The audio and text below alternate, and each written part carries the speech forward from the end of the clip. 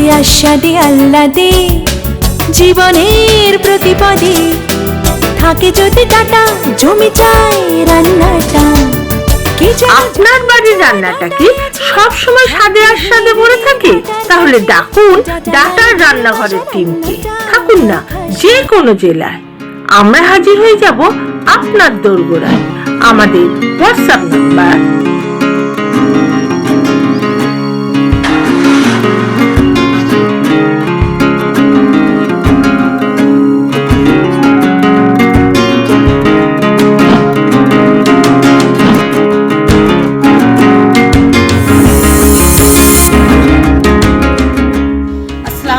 আমি নেহা পারভিন চলে এসেছি রামপুরহাট ডাটা রান্নাঘরে রান্না করতে। আজ আমি বানিয়ে দেখাবো আপনাদেরকে চটপাটা নুডলস। উপকরণে কি কি লাগছে চলুন দেখে নিই। এখানে আছে নুডলস সিদ্ধ, hot and sweet ketchup, tomato কুচি, পেঁয়াজ কুচি, লঙ্কা কুচি, ডিম আছে, এবং নুডলস মশলা, স্বাদ মতো লবণ, সাদা তেল, এবং ওতে অবশ্যই আছে ডাটার জিরে গুঁড়ো এবং লঙ্কা গুঁড়ো। চলুন বন্ধুরা, আমার এবার ফ্রাই প্যানটা গরম হয়ে এসছে।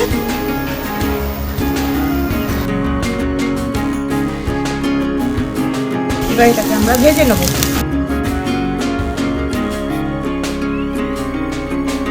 পেঁয়াজটা ভাজা হয়ে গেছে, এবার এর মধ্যে আমরা দিয়ে দেবো ডিম।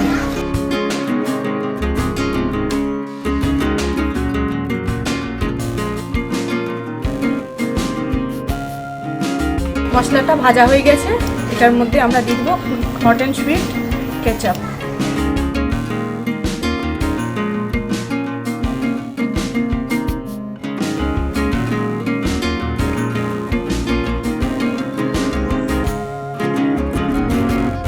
কেচাপটা দিয়ে আমরা একটু ভেজে নেব, বেশি ভাজলে পরে আবার পুড়ে যাবে। এটার মধ্যে এবার আমরা দিয়ে দেবো সেদ্ধ করা নুডলস।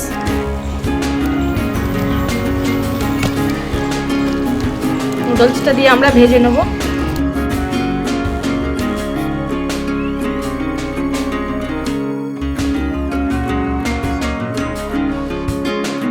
নুডলসটা আমরা ভালো করে এর মধ্যে মিশিয়ে দিচ্ছি।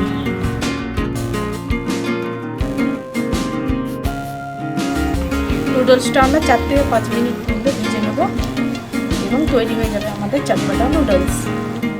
ফিরে আসছি 5 মিনিট ভেজে নেওয়ার পর। তৈরি হয়ে গেছে আমার চটপটা নুডলস। এটা এবার আমরা সার্ভ করে দেব।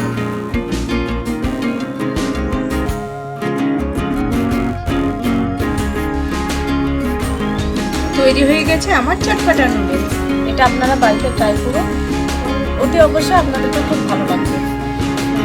আমার রেসিপিটা খুব ভালো লাগলে লাইক, কমেন্ট, শেয়ার করতে ভুলবেন না এবং ডাটা রান্নাঘরকে সাবস্ক্রাইব করতে ভুলবেন না। ধন্যবাদ।